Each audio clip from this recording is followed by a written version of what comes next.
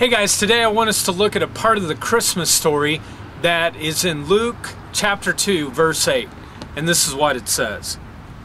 That night some shepherds were in the fields outside the village guarding their flocks of sheep. Suddenly an angel appeared among them, and the landscape shone bright the glory of the Lord. They were badly frightened, but the angel reassured them. "Don't be afraid," he said. "I bring you the most joyful news ever announced, and it is for everyone. The Savior, yes, the Messiah, the Lord, has been born tonight in Bethlehem. How will you recognize him? You will find a baby wrapped in a blanket, lying in a manger." The angel here gives a promise. The shepherds aren't guaranteed at that point whether or not they will discover exactly what the angel has promised. So the question really to the reader as we're reading this is, will the promise be fulfilled? A couple of weeks ago, my oldest daughter Jordan was downstairs on our computer, and she was watching a little video about Clifford the Big Red Dog.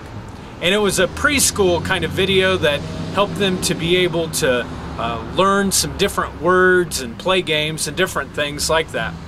Well, it got time for her afternoon nap, and so I said, "Well, Jordan, you have to go ahead and go to sleep." And she said, "But Dad, can I play this once I get back up?" And I said, "Yeah, I'm sure. You can do that." And she said, "Do you promise?" And I said, "Yeah, I promise." Well, she got up and we started doing some other activities, and we got close to the end of the night, and she said, "Dad, I still didn't get a chance to actually play with the game and the video and all the preschool stuff on Clifford the Big Red Dog." And I said, "You're right, Jordan." And she said, "Dad, you promised." And I said, "You're right." And I said, "You have 5 minutes to play it." Well, she went ahead and played it, and she was very happy that when the 5 minutes over, that it was okay to stop because I had kept my promise. Now, I don't always keep my promise, and maybe you don't either. But in the story of the shepherds and this angel, the angel kept the promise. And the angel was able to keep the greatest promise that you and I have.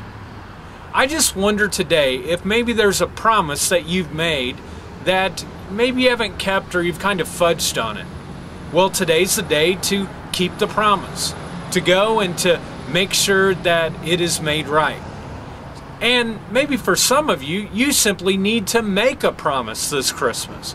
Maybe you've been saying in your head you're going to reach out to a neighbor, or you're going to reconcile some kind of grudge that you have against someone. And you've made a promise to yourself, but you just haven't kept it. Well, this Christmas is the time to keep the promise, because that's what Christmas is.